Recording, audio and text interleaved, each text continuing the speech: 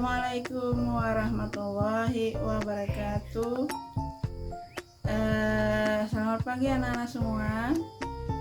Apa kabarnya? Alhamdulillah, mudah-mudahan kita dalam keadaan sehat semua. Nah, pada hari ini kita melanjutkan pelajaran kita yang telah lalu, yaitu membahas tentang surah An-Nas. Sebelum pelajaran dimulai, kita terlebih dahulu berdoa sebagaimana yang telah kita lakukan setiap hari sebelum belajar. Sebelum pelajaran dimulai, mari kita berdoa bersama-sama. Kalian di rumah, ingat jangan lupa berdoa sebelum belajar. Anak-anak semua, untuk melanjutkan pelajaran surah An-Nas ini, tujuan kita adalah semoga kalian nanti bisa membaca dan menghafalkannya dan mengerti maksud dari surah An-Nas tersebut.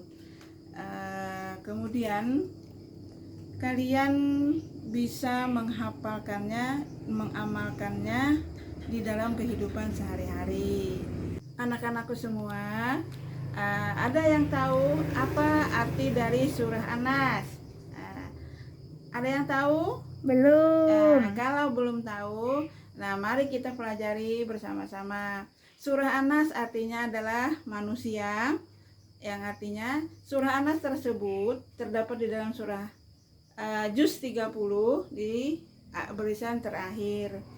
An-Nas itu menjelaskan tentang menekankan kepada kita semua, tidak ada tempat kita berlindung hanya kepada Allah Subhanahu wa Ta'ala. Tidak ada dengan manusia, tidak ada dengan benda yang lain. Supaya kita kepada Allah itu, hanya kepada Allah lah kita memohon pertolongan dan meminta perlindungan kepada Allah Subhanahu wa Ta'ala. Sebelum kalian menghafalkan dan membacakannya, silahkan kalian buka di surah atau di buku ada surah An-Nas. Kalian perhatikan cara membaca dan melafalkan yang benar dan fasih. Sekarang perhatikan dan dengarkan Ibu Guru mencontohkan bacaan dari surah An-Nas. Bismillahirrahmanirrahim. Qul a'udzu birabbin nas, malikin nas, ilahin nas, min syarril waswasil khannas, alladzi yuwaswisu fi sudurin nas, minal jinnati wan nas. Shadaqallahul azim.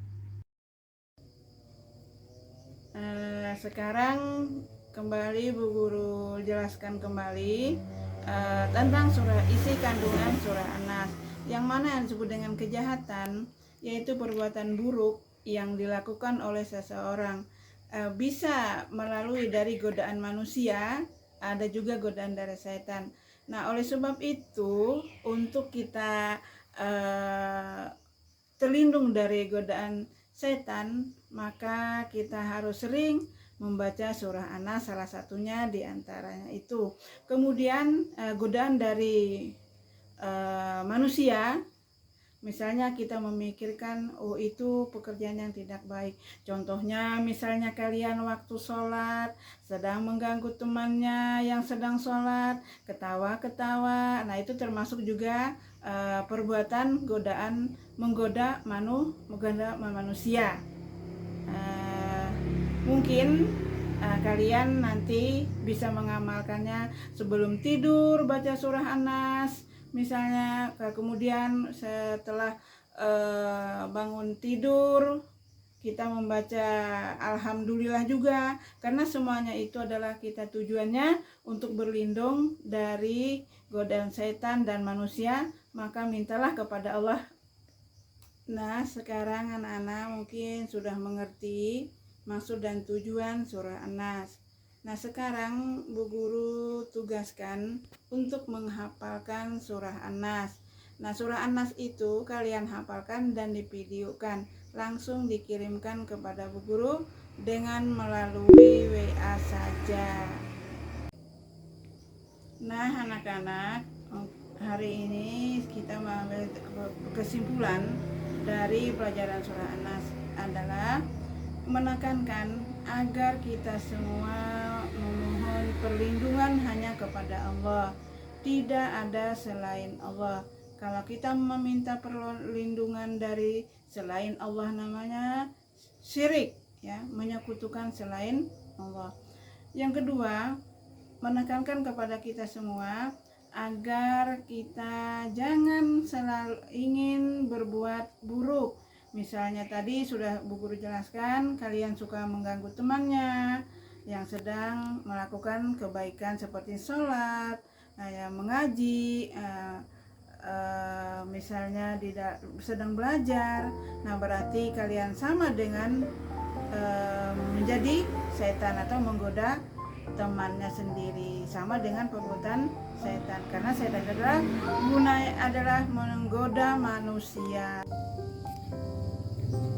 Anak-anakku yang hebat, anak-anakku yang rajin, supaya di rumah tetap semangat belajar walaupun kita di masa pandemi ini tetap kita mengerjakan atau melakukan sesuai dengan anjuran pemerintah, yaitu menjaga kesehatan dengan cara memakai masker, rajin mencuci tangan, kemudian kita hindari kerumunan, kemudian kalian tetap semangat di dalam belajar.